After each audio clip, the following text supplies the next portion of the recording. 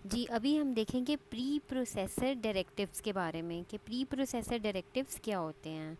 तो हमने programme development cycle देखा था। अगर आपको याद हो, प्रोग्राम डेवलपमेंट साइकिल में सबसे पहले अब हम जब कोड को राइट करते हैं तो राइट करने के बाद हमने कहा था कि उसे कंपाइल होता है कोड आपका।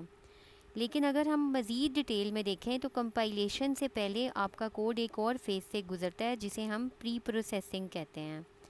प्री प्रोसेसिंग, तो बेसिकली प्री प्रोसेसिंग में क्या होता है? प्री प्रोसेसिंग में ये काम होता है, आपको डेफिनेटली पता है कि कंपाइलेशन का मतलब है कि आपका कोड जो है वो ट्रांसलेशन स्टार्ट हो जाती है। जो भी कोड आपने लिखा हुआ है, आपकी इंस्ट्रक्शंस कंपाइलर उसको ट्रांसलेट करता है, हाई लेवल लैंग्वेज से लो लेवल लैंग्वेज में कन्वर्ट करता है। तो प्री प्रोसेसिंग में क्या होता है? प्री प्रोसेसिंग में बेसिकली ये होता है कि आपने जितनी भी आपका पूरा कोड जो आपने लिखा हुआ है वो समझे एक मरतबा स्कैन होता है और उसमें वो देखता है कि प्री प्रोसेसर के लिए क्या क्या इंस्ट्रक्शंस हैं। प्री प्रोसेसर बेसिकली एक अलहदा से प्रोग्राम है, ठीक है। डेफिनेशन इधर लिखी हुई है। प्री प्रोसेसर एक ऐसा प्रोग्राम है जो प्रोसेस करता है आपके सोर्स कोड को इससे पहले कि उसे कंपाइलर को दे दिया जाए। यानी आपके सोर्स कोड को आपके सोर्स कोड को वो पहले देखता है, उसको प्रोसेस करता है कंपाइलर को पास करने से पहले। अब प्रोसेस में वो क्या करता है, उसको हमने कुछ इंस्ट्रक्शंस दी हुई होती हैं। तो प्री प्रोसेसर की जितनी भी इंस्ट्रक्शंस हैं वो आपकी सारी की सारी हैश साइन से शुरू होती हैं। अभी तक हमने जो इस्तेमाल की वो इंक्लूड की इंस्ट्रक्शंस थी कि हमने अगर जैसे हम इंक्लूड आईओ स्ट्रीम करते हैं तो इसका मतलब था कि हम इस हेडर फाइल में से कुछ फंक्शंस यूज़ करना चाह रहे हैं जो हमने बेसिकली इनपुट और आउटपुट के किए थे। आपके पास सी आउट और सी इन का फंक्शन हमने इस्तेमाल किया। तो प्री प्रोसेसर देखता है, वो इस फाइल को कंपाइल होने से पहले ये वाली हेडर फाइल इंक्लूड करवा देता है, लिंक करवा देता है आपके कोड के साथ, उसमें से जो भी चीज़ें जो भी फंक्शंस रिक्वायर्ड होते हैं ताकि हम उनको इजीली इस्तेमाल कर सकें। तो आपके पास क्या होता है, अब प्री प्रोसेसर यानी आपकी जितनी भी प्री प्रोसेसर डायरेक्टिव्स हैं ये ऐसी इंस्ट्रक्शंस हैं जो आप अपने प्री प्रोसेसर को देते हैं, ठीक है। प्री प्रोसेसर को आपने ये इंस्ट्रक्शंस देनी है और आपकी ये इंस्ट्रक्शंस जब प्री प्रोसेसर के पास जाएंगी तो वो इनको रिजॉल्व करता है, ठीक है। अब आपके पास जो है वो चार तरह के प्री प्रोसेसर यानी इंस्ट्रक्शंस हैं जो आपके प्री प्रोसेसर को मिलती हैं, आपके इस प्रोग्राम को मिलती हैं ताकि वो इनको देख सके। तो वो कौन कौन सी हैं जो आपकी आउटलाइन में अवेलेबल हैं, इसके अलावा भी डेफिनेटली हैं। तो उसमें डिफ़ाइन है, इंक्लूड है, प्रैग्मा और एरर है, ठीक है। तो सबसे पहले हम जो है वो डिफ़ाइन को देखते हैं कि डिफ़ाइन किस तरह से काम करता है। अच्छा, डिफ़ाइन को देखें अब ये कैसे वर्कआउट कर रहा है। डिफ़ाइन बेसिकली आपके पास काम करता है अगर हमने कोई भी मैक्रो डिफ़ाइन करना है। मैक्रो बेसिकली क्या होता है, ये सिंबॉलिक नेम्स होते हैं, ठीक है। This is mentioned in the next line कि macros are basically symbolic names और abbreviations for a piece of code, ठीक है। तो जब भी आपका प्री प्रोसेसर जो है वो इनको देखेगा, इनकाउंटर करता है किसी भी मैक्रो को, वो सिंपली क्या करता है, उसको आपके इस कोड के साथ रिप्लेस कर देता है। हम इसकी एग्जांपल देखते हैं तो आपको समझ आएगी। मैक्रो की दो टाइप्स होती हैं। एक तो मैक्रो जो है वो आपके पास हम वेरिएबल्स के लिए इस्तेमाल कर सकते हैं और दूसरा जो है हम इसको फंक्शंस के तौर पे भी इस्तेमाल कर सकते हैं, ठीक है। जैसे हमने अब वेरिएबल्स में कैसे इस्तेमाल करते हैं, बेसिकली वेरिएबल्स नहीं, कांस्टेंट्स के लिए ये इस्तेमाल हो रहा होता है। कांस्टेंट फंक्शन की को भी रिप्लेस कर सकता है और किसी कांस्टेंट की वैल्यू को भी रिप्लेस कर सकता है। जैसे हम पाई इस्तेमाल करते हैं, तो अगर हमने पाई इस्तेमाल करना हो तो आपको पता है हम इसको किस तरह से डिक्लेयर करते हैं। अपने प्रोग्राम में हमने देखा था फ्लोट पाई, और इसकी जो भी वैल्यू है 3.14 सपोज़, तो हम इस तरह से इसको लेते हैं।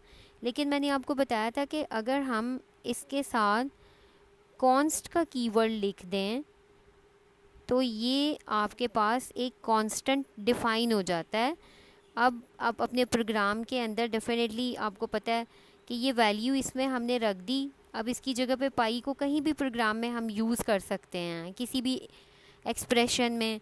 लाइक अगर हम सरकमफेरेंस कंप्यूट कर रहे हैं तो वो 2πr होता है, तो हम 2π की जगह पे यहाँ पे पाई लिख देते हैं। आपको पता है इसकी वैल्यू रिप्लेस हो जाएगी इनटू r, जो भी r में आपके पास वैल्यू आपने यूज़र से ली है या ख़ुद से डिक्लेयर कराई है। तो ये आपके पास एक एक्सप्रेशन है जिसके अंदर आपने इसकी वैल्यू को इस्तेमाल कर लिया। अब इस तरह से भी इसको इस्तेमाल किया जा सकता था, लेकिन कॉन्स्ट से आपको पता है कि ये आपकी वैल्यू पाई जो है ये अब एक कांस्टेंट के तौर पर डिफ़ाइन हो जाता है। इसको थ्रू आउट द प्रोग्राम हम चेंज नहीं कर सकते, ठीक है। तो अब इसी तरह जो आपने अब यही वाली लाइन जो आप इसको एज्यूम करें, कॉन्स्ट फ्लोट पाई, इसको हम दोबारा लिखते हैं इस लाइन को, कि अगर हम इसको इस तरह से डिफ़ाइन करते हैं, कॉन्स्ट फ्लोट एंड पाई, आपको पता है ये डेटा टाइप है। पाई आपके पास वेरिएबल नेम जो इस वक्त कॉन्स्ट लिखने की वजह से कांस्टेंट हो चुका है, 3.14 इसको वैल्यू असाइन हो रही है। अब यही चीज़ जो है प्रोग्राम में, इसको हम प्री प्रोसेसर डायरेक्टिव के थ्रू भी कर सकते हैं।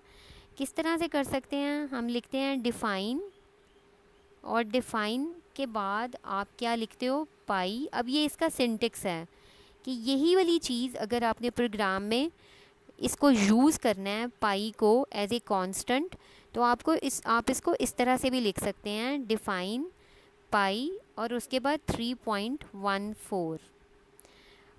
अब देखें दोनों लाइनों में डिफरेंस क्या है कि इसमें हमने कॉन्स्ट का कीवर्ड इस्तेमाल किया, इसमें हमने इक्वल का साइन यूज़ किया और सेमीकोलन भी यूज़ किया। लेकिन इस वाली लाइन में अगर आप देखें तो हमने डिफ़ाइन का एक प्री प्रोसेसर डायरेक्टिव इस्तेमाल किया है। इसको हम क्या बोलते हैं, प्री प्रोसेसर डायरेक्टिव, ठीक है।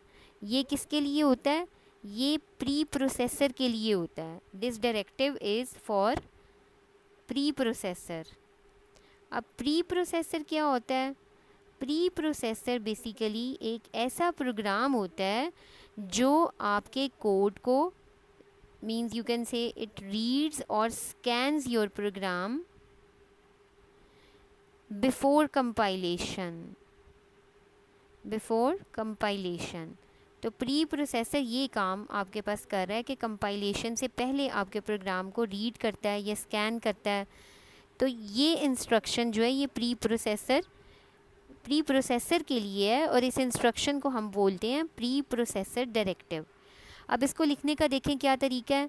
हमने सबसे पहले डेफिनेटली हैश साइन लिखा, फिर ये प्री प्रोसेसर डायरेक्टिव आया, उसके डिफ़ाइन आया, फिर आपने जो भी इसका नेम यूज़ करना है वो नेम लिखने के बाद ये इसकी वैल्यू दे देते हैं हम। So this is actually name जो हम यूज़ करेंगे, और ये वैल्यू है जो हम इसमें इस्तेमाल करेंगे।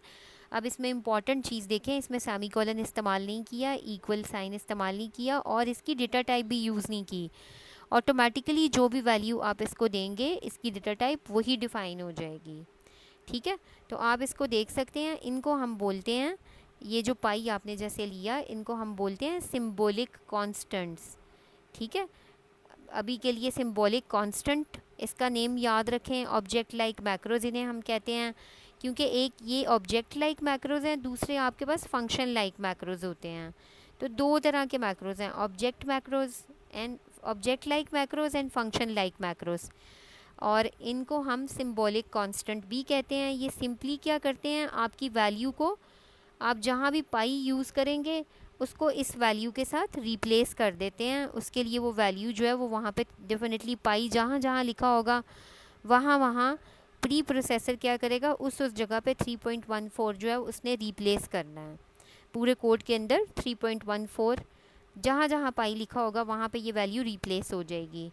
इसी तरह यहाँ पे एक और एग्ज़ाम्पल ली है, हमने एक डिफ़ाइन किया है कांस्टेंट अपने पास मैक्स साइज़ के नाम से, और उसकी वैल्यू हमने ले ली 100।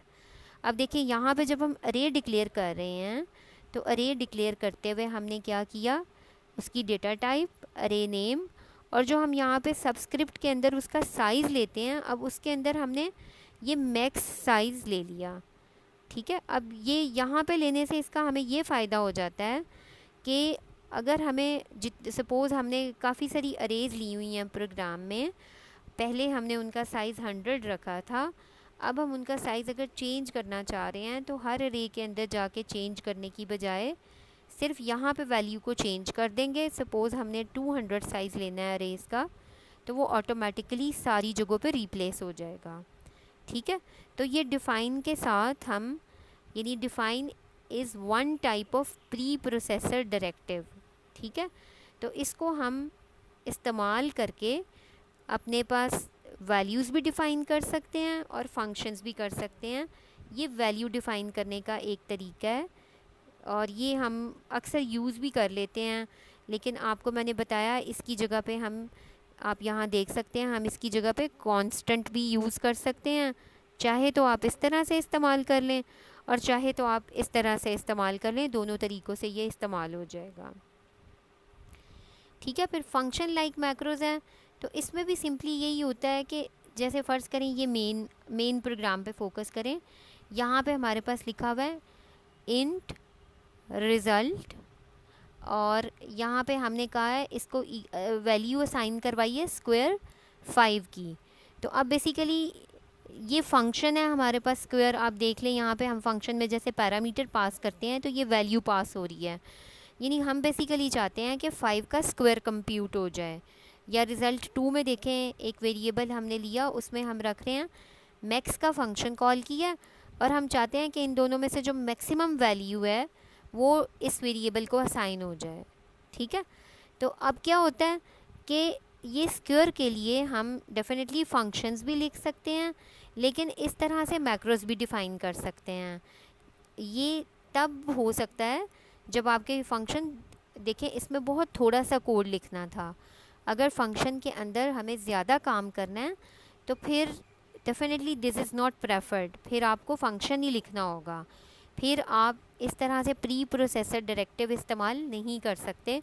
हाँ, अलबत्ता अगर थोड़ा सा काम है तो फिर आप इसको इस्तेमाल कर लें, जैसे सिंपली दो वैल्यूज़ को मल्टीप्लाई करना था।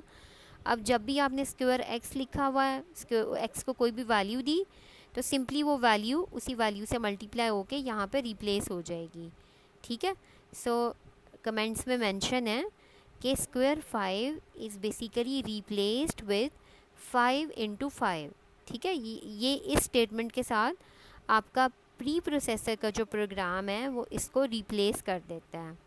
ठीक है। यानी फ़र्स्ट टाइम बिफ़ोर कंपाइलेशन जब आपका प्रोग्राम स्कैन होगा तो आपका प्री प्रोसेसर जो है वो बेसिकली क्या करेगा, जहाँ जहाँ स्क्वायर एक्स लिखा हुआ है उसको इस एक्सप्रेशन के साथ रिप्लेस कर देगा, जहाँ जहाँ मैक्स का फंक्शन कॉल हुआ है वहाँ पे वो इस कोड के साथ आपकी एक्सप्रेशन को रिप्लेस कर देगा। ठीक है। तो ये हम डेफिनेटली इस तरह कम ही इस्तेमाल करते हैं क्योंकि इसके अपने इश्यूज़ होते हैं इस्तेमाल करने के, तो हम प्रॉपर फंक्शन ही लिखते हैं।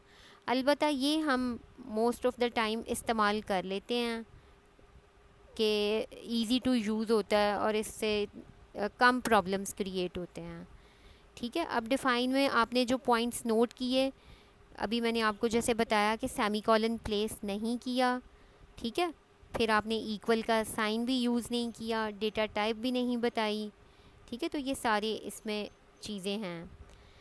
फिर टेक्स्ट सब्स्टिट्यूशन का क्या मतलब है कि आपके प्री प्रोसेसर ने डायरेक्टली वहाँ पे टेक्स्ट जो है उसको रिप्लेस कर देना है जो चीज़ें आपने मेंशन की हुई हैं।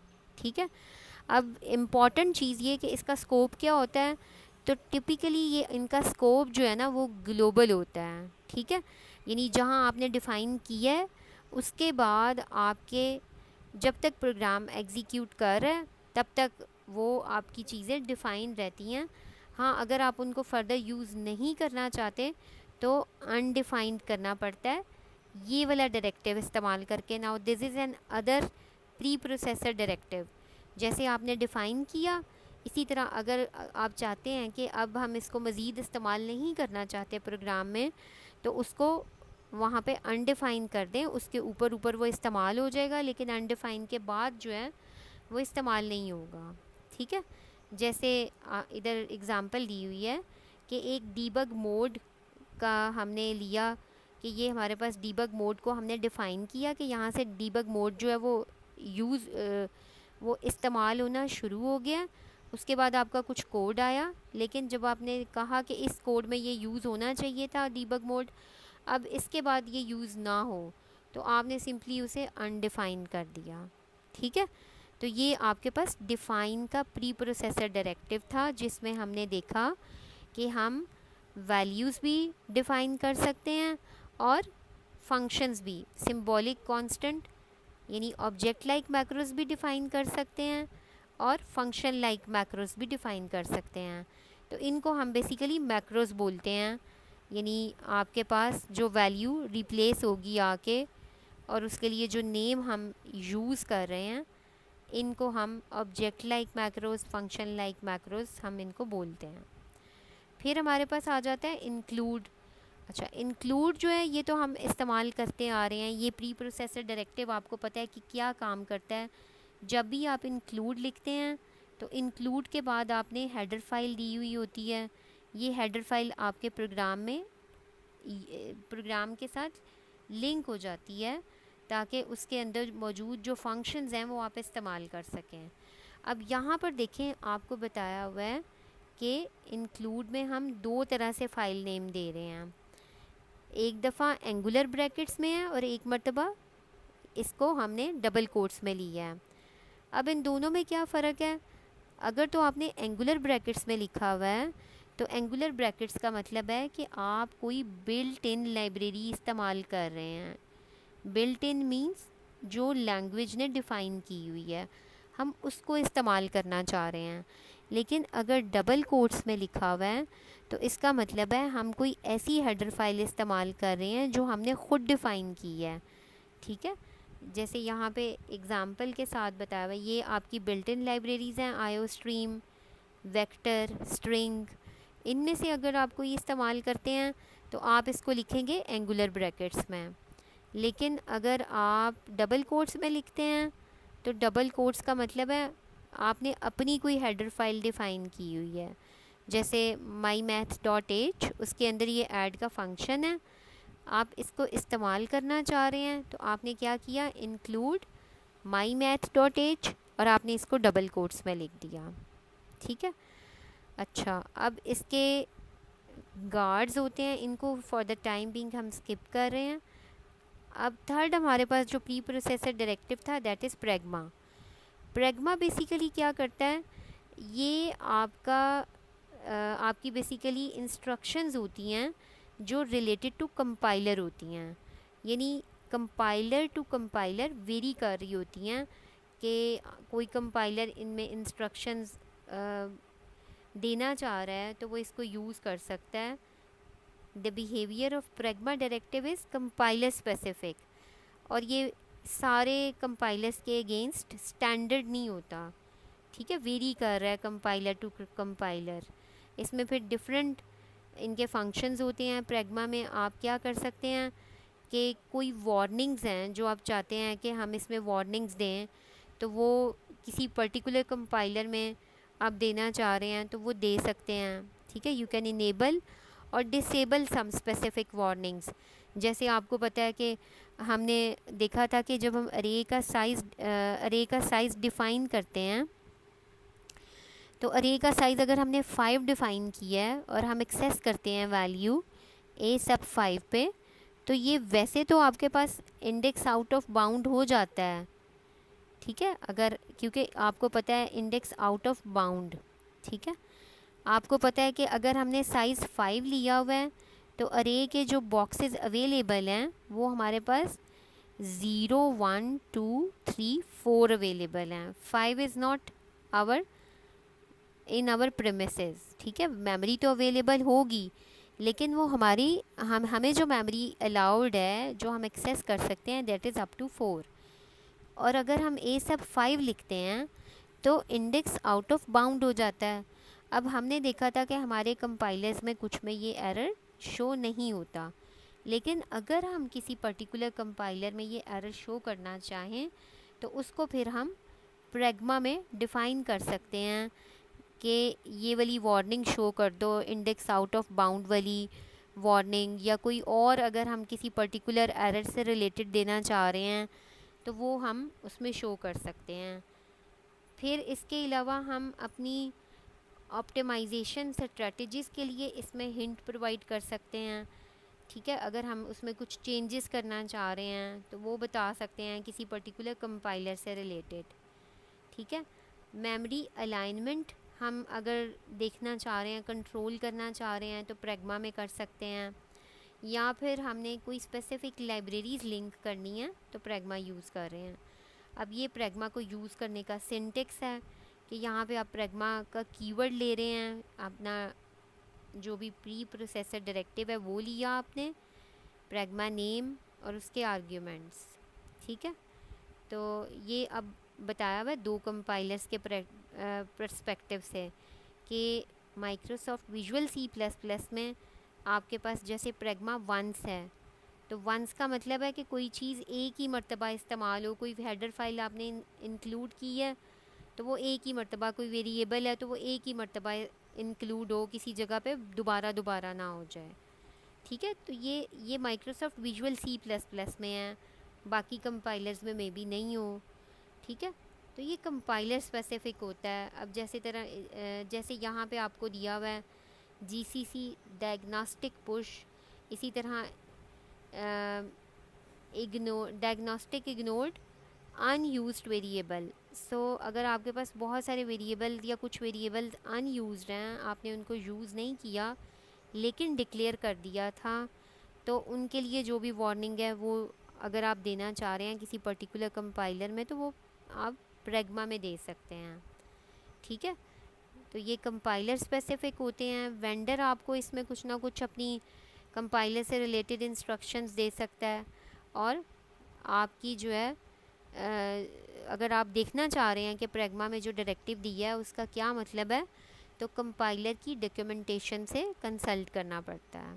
ठीक है, तो ये 3 तरह के प्री प्रोसेसर डायरेक्टिव्स हमने देखे। इंक्लूड, उसके बाद आपके पास हमने देखा, इंक्लूड के बाद हमने डिफ़ाइन देखा है। ठीक है, one is include, the second one is define, और फिर हमने प्रैग्मा देखा है। ठीक है, और लास्ट में हम इनको ब्रीफ भी करते हैं। अभी जो लास्ट वन है वो हमारे पास है एरर। तो एरर का डायरेक्टिव जो होता है वो आपके पास अगर कोई कंपाइल टाइम पे एरर आता है और आप कोई मैसेज देना चाहते हैं तो वो आप इसमें डिफ़ाइन कर सकते हैं। ठीक है, इसमें अब क्या होता है, it stops the compilation process and displace the specific error message, अगर वो एरर आ जाएगा। ठीक है, तो इसके सारे जो हैं वो एग्ज़ाम्पल्स दी हुई हैं कि अगर तो लिनक्स डिफ़ाइन हो जाती है तो फिर जो भी कोड है वो इधर आपका आ जाएगा। ठीक है, और अदरवाइज़ आप ये वाला एरर मैसेज जो है डिस्प्ले कर दें। अब इसको देखें, लिखने का क्या तरीका था, आपने अपना प्री प्रोसेसर डायरेक्टिव लिखा, error, and this code is intended to be compiled only on Linux systems. ठीक है, यहाँ तक आपका एरर मैसेज है। तो अब ये जो है ना, if define, else, and if, तो ये भी बेसिकली आपके पास प्री प्रोसेसर डायरेक्टिव्स ही हैं। ठीक है, इससे वो देखता है कि अगर ये डिफ़ाइन हुई है ये वाली फ़ाइल तो यहाँ पे ये वाला कोड एग्जीक्यूट करना है, अगर नहीं होगी तो फिर ये वाला एरर मैसेज। अब ये कस्टमाइज्ड एरर मैसेज है जो हमने एरर का प्री प्रोसेसर डायरेक्टिव इस्तेमाल करते हुए डिस्प्ले कर दिया यूज़र को कि अगर वो पर्टिकुलर फ़ाइल ना मिले तो क्या करना है, सिंपली ये मैसेज डिस्प्ले कर देना है। ठीक है, तो ये 4 तरह के हमने इसमें प्री प्रोसेसर डायरेक्टिव जो हैं इनको पढ़ा है। अब ये इसके आपके की पॉइंट्स हैं कि ये कंपाइल टाइम चेक कर रहा होता है, यानी उससे पहले कंपाइल टाइम पे अगर कोई एरर आता है तो उससे पहले ही आपको बताता है, it to perform checks at the preprocessor stage. ठीक है, ताकि आपकी कंपाइलेशन में इश्यूज़ ना हो। फिर इसमें आप इंफॉर्मेटिव मैसेजेस डिस्प्ले कर सकते हो, और कंडीशनल यूज़ है कि अगर कोई चीज़ डिफ़ाइन हुई है, नहीं डिफ़ाइन हुई, या सिंपली इफ़ में कि ये वाला काम हुआ है तो आपका ये एरर मैसेज डिस्प्ले हो, इनके साथ आप इसको यूज़ कर सकते हैं। ठीक है, तो इट मीन्स के प्री प्रोसेसर डायरेक्टिव्स जो हैं ये बेसिकली समराइज़ किया हुआ है कि क्या क्या करते हैं। ये पावरफुल सेट ऑफ टूल्स है जो हमें अलाउ करता है कि हम कोड मॉडिफिकेशन कर सकें और कोड को कंट्रोल कर सकें बिफोर इट्स एक्चुअल कंपाइलेशन। सो इसके अलावा प्रॉब्लम ये होती है कि ये हमें बहुत सारी फ्लेक्सिबिलिटी दे रहे होते हैं, इसलिए इनको केयरफुली यूज़ करना बहुत ज़रूरी है, स्पेशली डिफ़ाइन, क्योंकि डिफ़ाइन वाला जो है वो बेसिकली क्या करता है, आपके पास हम इसको अवॉइड करते हैं, इसकी जगह पे हम कॉन्स्ट यूज़ कर सकते हैं। ठीक है, एनम क्लास यूज़ कर सकते हैं, या फंक्शंस की अगर बात करें तो इनलाइन फंक्शंस आपने देखे होंगे वो इस्तेमाल कर सकते हैं। ठीक है, प्रैग्मा तो वैसे ही आपका कंपाइलर स्पेसिफिक होता है, इंक्लूड तो हम मोस्टली यूज़ करते आ रहे हैं। ठीक है, तो इंक्लूड, डिफ़ाइन, प्रैग्मा, और फिर आपका लास्ट जो है एरर का प्री प्रोसेसर है। तो ये सारे प्री प्रोसेसर डायरेक्टिव्स हैं जो हम डिफरेंट सिचुएशंस में इस्तेमाल कर रहे होते हैं। Thank you.